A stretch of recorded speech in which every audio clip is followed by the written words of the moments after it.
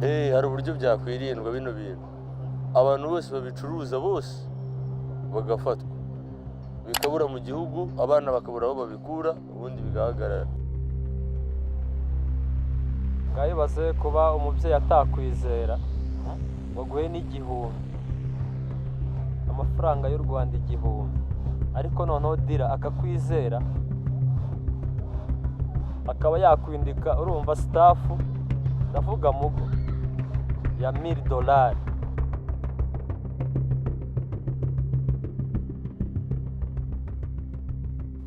nuriraga indege nagera mu kirere najya ndeba hasi nkavuga size umupfu hariya ngataha ndira nataha abandi barumuna be baza kundamutsa bampobera nkumva sifite icyo kubabwira ameze nk'umuntu wapfushije. It started out as having fun, trying out, and then I tried it and I liked it.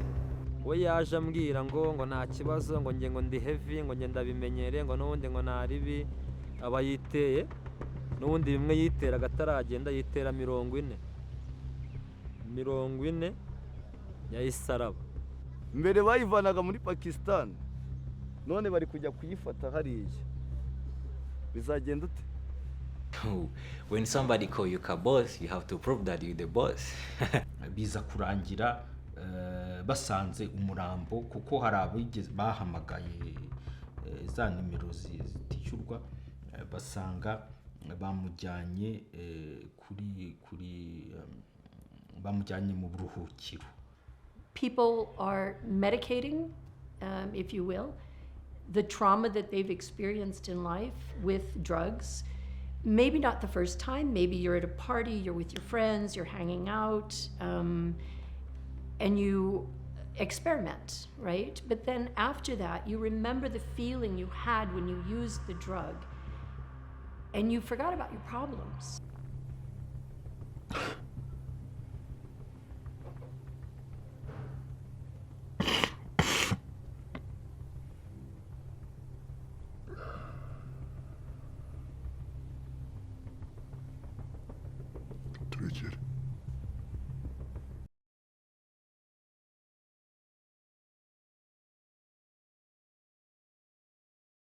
I remember this place like it was yesterday. Parents call it NCWIRI, which means the word that's denied. I was a student in this university right here. Most of international students don't make it send out of this place. Umwana asigaye ajya hanze kwiga mu mashuri yo hanze ugasigara nyine usenga usibye ko abana bisize na hano turi kumwe na hano nabwo turasenga you cross your fingers ukavuga uti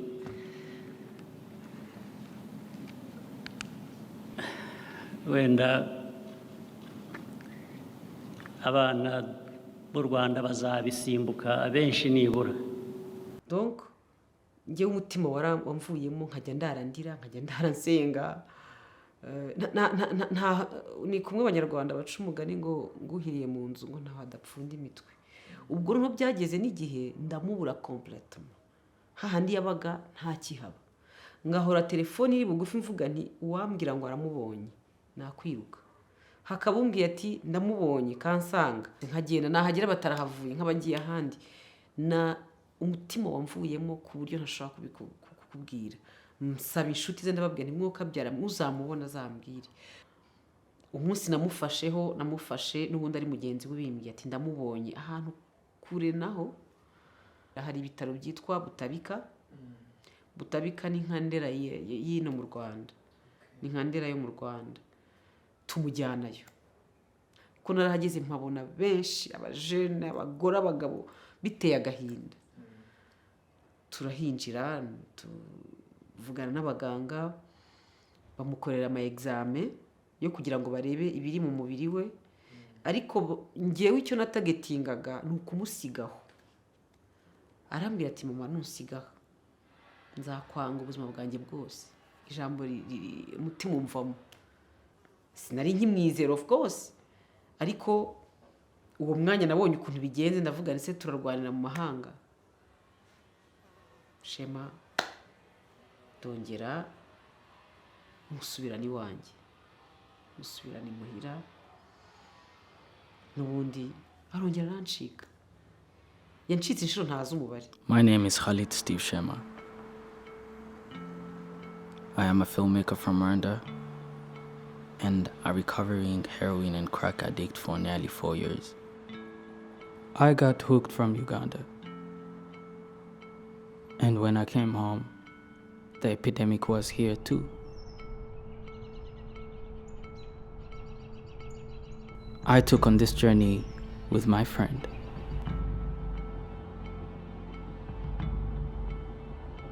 Nitwa Agnes Irakiza. Ndi umunyeshuri w'ubuganga muri kaminuza y'u Rwanda. Nakuriye mu mujyi wa Butare hafi y'ikigo Isange Rehabilitation Center. Nkiri umwana nahanyuraga mfite ubwoba kuko nari nzi ibihabera kandi nabonaga hahora harinzwe. Gusa uyu munsi nsubiranye amatsiko. Mwabibonye mwinjira ku cyapa kiri hariya ko twe hasi twashyizeho amagambo asobanura icyo dukora, Centre pour la prévention et le traitement de l'addiction, ikigo gishinzwe gukumira, kwirinda no kuvura abagizweho ingaruka n'ikoreshwa ry'ibiyobyabwenge. Umuntu rero nsobanuye mu magambo make anumvikana addiction icyo ari cyo. Addiction hari ni phénomène cyangwa se ni ikintu gishobora gusobanurwa mu buryo butatu. Ni ukuvuga hari ibintu dufata urugero nk'inzoga cyangwa se ibindi akenshi iyo bakunze kuvuga mu kinyarwanda ngo ni ibiyobyabwenge, kuvuga nk'urumogi, heroine cyangwa ya miti ikoreshwa kwa muganga ariko abantu bakayikoresha atari umuganga wayibandikiye. Ibyo byose rero bigira ikibiranga. Ni ukuvuga ni bya bintu bishobora kuganisha ku bubata.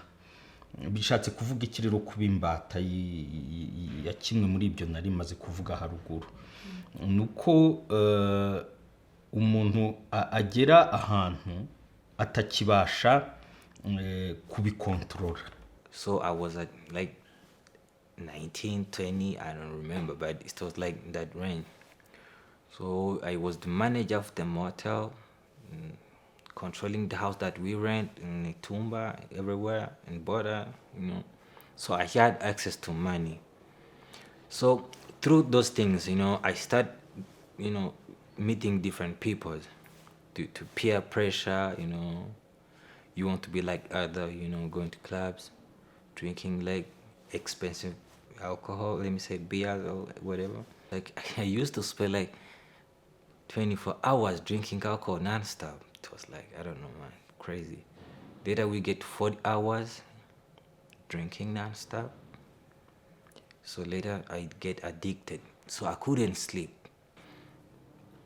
So he say, I can see that things is not okay. So can you go home and think about what you're gonna do? Because it seems like you're no longer under control about your life,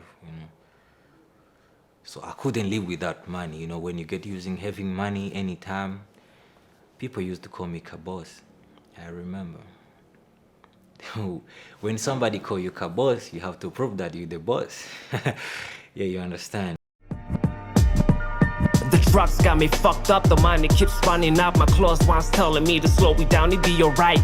It's a battle when sometimes I feel I'm losing. Homies overdosing on a needle, shit is spooky. I remember a sober life when I was a kid. But ever since I started drinking and smoking weed and just trying out different stuff, it stayed like that.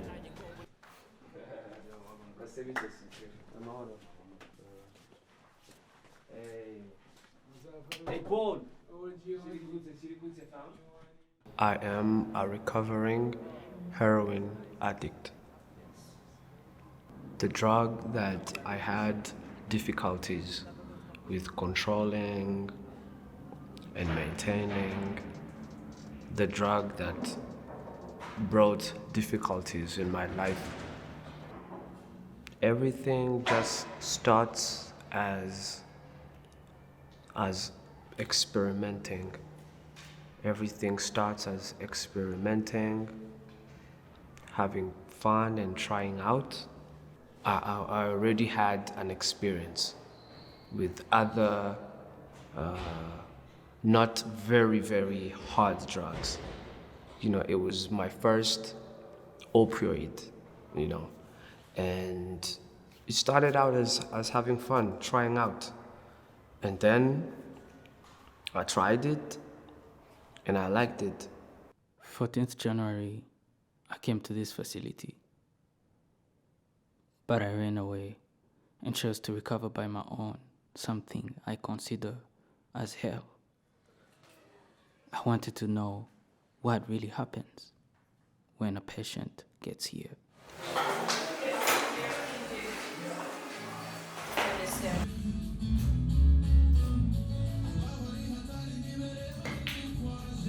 iyo kigera hano dusuzuma umuntu mu buryo buri ibyo bita holistic, mu buryo bwose bushoboka. Tumusuzuma umubiri, tugakora ibizamini bya laboratoire byinshi bitandukanye, tugakora ibizamini by'umubiri, tugakora ibizamini biri psychologique, amateste psychologique, tugakora ibindi biri sociale, tukajya muri famille, tukaganira n'imiryango, tukareba ku mashuri aho yiga, tureba umuntu mu buryo bwagutse cyane kugira ngo turebe ibyo bintu byose bikomatanye n'iryo koresho ry'ibiyobyabwenge. Noneho tukavura, tugahita dutangira kuvura bitewe n'ikihutirwa kurushaho. hanyuma nyine ugereranyije abo mufasha bakagenda ntibagaruke n'abo mufasha bakagaruka umubare munini ni uwuhe? abo ushatse wavuga ko abo dufasha ntibagaruke ari bo benshi, ariko kutagenda ngo ugaruke nabyo bifite igisobanuro, bishobora kugira ibisobanuro byinshi. Bishobora kuvuga ngo yagiye ntiyagarutse kubera ko yabuze amafaranga yo kujya kugaruka, yagiye ntiyagarutse kubera ko yabuze imbaraga zo kugaruka, yaragiye arongera arabatwa cyane, yabuze imbaraga zo kongera kugaruka kwa muganga, cyangwa se yagiye yarakize abona nta mbaraga, nta mpamvu zo kongera kugaruka. After I went to rehab, I went there, and it was a very, very, very good experience because I went there when I wanted to, which is very different from other people. Some people, they take them there by force or by condition. Me, I went there because I wanted to. Because a lot of people I know had went there and I had seen the results. After I did 2 months, I came home. I had already decided what I wanted to do. I already knew what I wanted to do. I didn't want to, mess up around with heroin. I was looking good, and the funny thing is I felt like I still missed that feeling of getting high, the high that heroin gave me. I missed it. I didn't want to fuck with it, but I missed it. Yeah, I missed it in a way. And when I got back, everybody was happy, everything was good. And then, because I missed it, I tried it again. And when I tried it again, it felt good, and it felt very, very bad. So why are young people using drugs? And there are a million reasons for that. But I think underneath substance use often is trauma. And people are medicating, if you will, the trauma that they've experienced in life with drugs. Maybe not the first time, maybe you're at a party, you're with your friends, you're hanging out, and you experiment, right? But then after that, you remember the feeling you had when you used the drug, and you forgot about your problems. muzi ko hari igihe u Rwanda n'Ubugande byigeze kugirana ibibazo, ubwo urumva ko gukoresha inzira y'ubutaka byari bitacyemera, ngomba gufata indege. Uko nafataga indege, nuriraga indege nagera mu kirere najya ndeba hasi nkavuga nti size umupfu hariya, ngataha ndira. Nataha abandi barumuna be baza kundamutsa bampobera nkumva simfite icyo kubabwira, ameze nk'umuntu wapfushije. Ngahora numva mfite umubabaro, umutima ubabaye. Nkongera ngasubira, nasubirayo akazi singakore, ngasubira gushakisha shema. Ntaramenya ko ikibazo gikomeye. Ntaramenya ko bimukontorora kurusha uko yakwikontorora. Nkamuha ibintu byose, nkamuha ibyo kurya, nkamuha ibyo kunywa, narangiza nti maze ntuvangiye ku kazi, ntirenga umuryango akaba yagiye. Ubwo yahitanye n'ikiri aho ngaho cya bugufi ashobora akaba yagiye.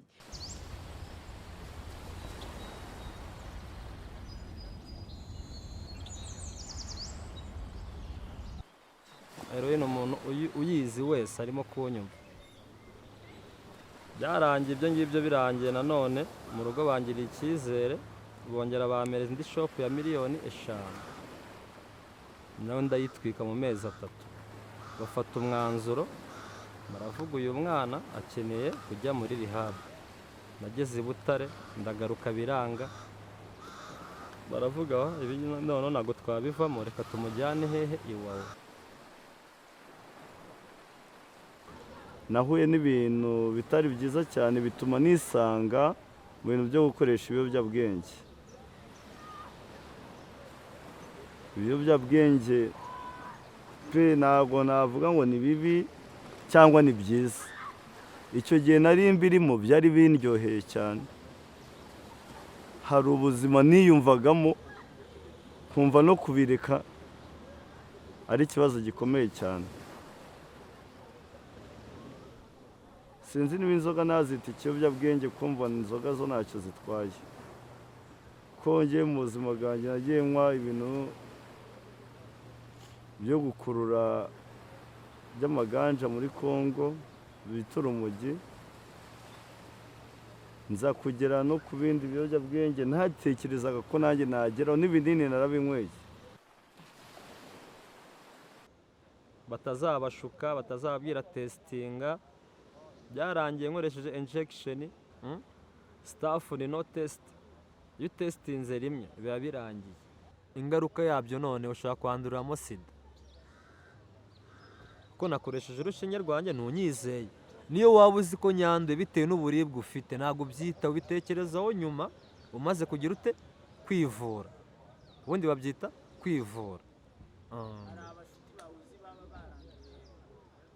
Ndabazi bagera muri 4 kabisa.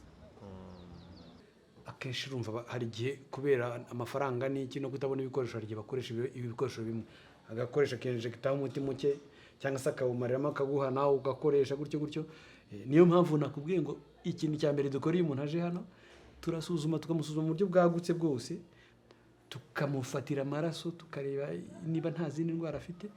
Usanga rero akenshi abakoresha bitera inshinge usanga benshi baba baranduye agakoko gatera sida, cyangwa se baranduye ibyo bita hepatite, umwijima uterwa na virusi. Usanga hanini cyane ari izo ndwara bakunze kuba baranduye. After weeks of negotiations, one victim agreed to give us an interview, but on a condition that we hide his identity and all personal information. Mfite imyaka 28. mu rugo nd'umwana wa kabiri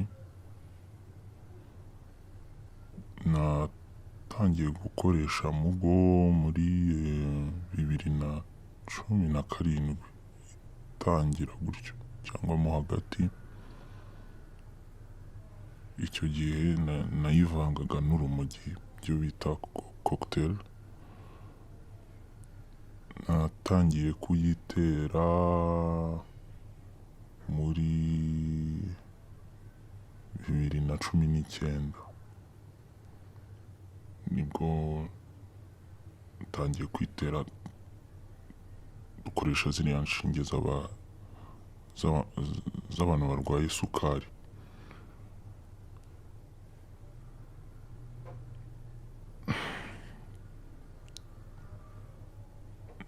Naje kumenya ko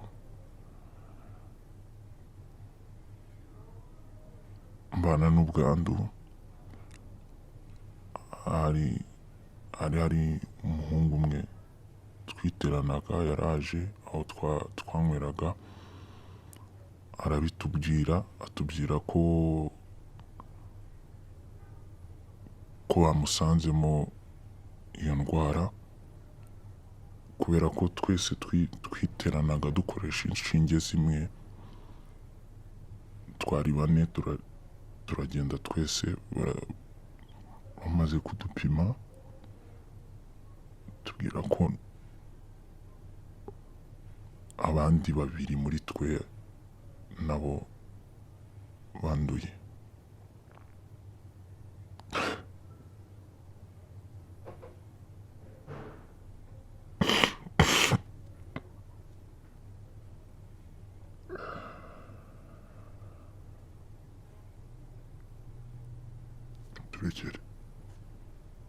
That's not the only consequence. Some end up here.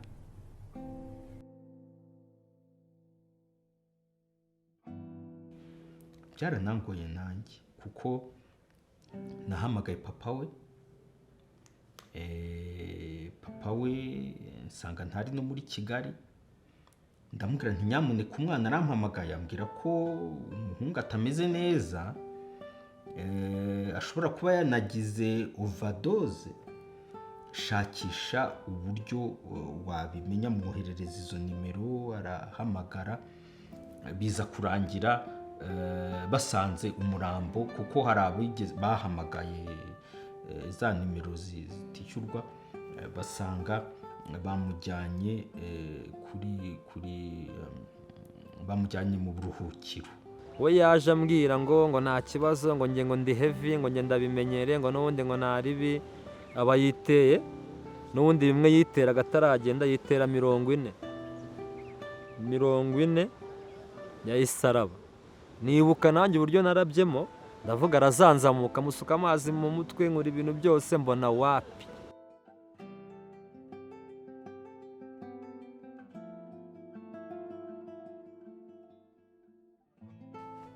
Nobody enjoys that shit. So it's a constant battle every day. I just feel like it's going to take a very, very, very long journey for people who use drugs and people who live with them and people who are in their lives to understand each other. It's going to take a very, very long time. And a lot of losses are going to happen on both sides. Nkuko umuntu yavuye muri rehab, bo baba bumva yuko umuntu yakize, sibyo? Gusa kubera nuko harimo na cya kibazo nubwo hari ubwo tugira amahirwe tukabona abo tubona hano tukabasobanurira, ariko baba bakirimo ikibazo cyo kumva yuko ari ibyo umuntu yigirishije, kubera hari nabo bavuga bati nukwera ibintu byinshi twamuhaye, ibintu nk'ibyo ngibyo. So bigatuma yasohotse hari abamushyiraho pressure, navuga gute, akantu kose gatoya kabaye cyangwa se bakagarurira ibyashize, ariko bakamutera noneho frustration kandi bano bantu ku ruhande rumwe baba barabaye fragilize ugasanga nyine asubiye muri drugs nk'igisubizo cye cy'ubuhungiro. So I think part of treating substance abuse or use is to really treat trauma, and we've got to be looking at that. And then there's the impact of, you know, the family. The family system plays a large part in whether people choose to use. It also plays a part in if people can recover.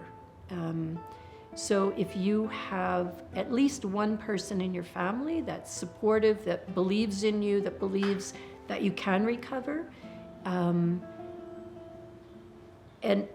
they are kind of walking with you through this journey of recovery, which is not an easy journey, and it is not easy to be with someone who's using. But if you have that, then it's a tremendous help in terms of your ability to recover. Because, I mean, honestly, we don't have the resources we need here. We don't have halfway houses. We don't have strong prevention programs. I don't think we really have any prevention programs in the schools that start in the primary, teaching kids about, you know, what are drugs? What do you do if you're bullied at school? How do you handle your emotions? All of that leads to substance use. Biriya byose babyita indwara y'agahinda gakabije. Byose biva mu kwiyanga. Iyo wiyanze, hari igihe wiyanga atari wowe biturutseho. Ukiyanga bitewe n'uko uri kubona rubanda bagushize quelque part. Umunyarwanda yavuze aho kugira wice gitera aho guzica ikimumutera. And for you guys who is addicted, who is already using, we've been there, we understand you, you know, we don't judge. We really know the pain you're going through, okay?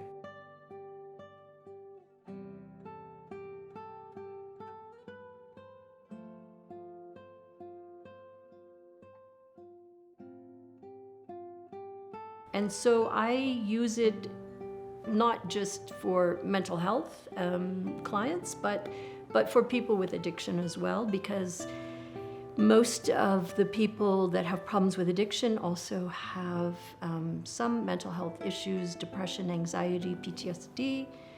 There's trauma in their backgrounds as well. So yeah, it's another tool to use.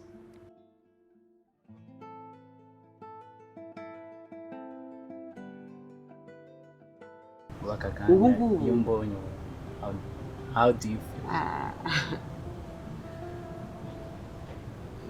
Buri munsi kuri njye wari gitangaza buri munsi miracle cyane haka ukubona uko umeze. Hari igihe ndyama wimaze iminsi 3-5 utangeraho avuga n'ubameze ati nakubona nkumva byongeye bibaye bishyashya kuri njye. Ubona nyine ari igitangaza cyambayeho mu buzima kitajya kirangira, ntabwo igiye kirangira.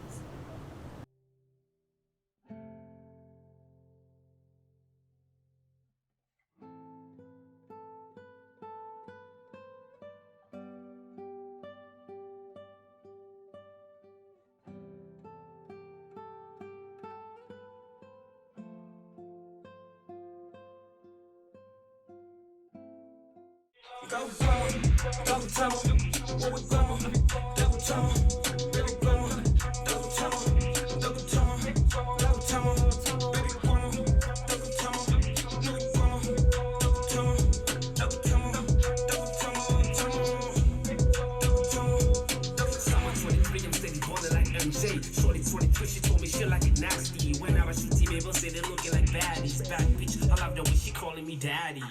Hold up, wait a minute.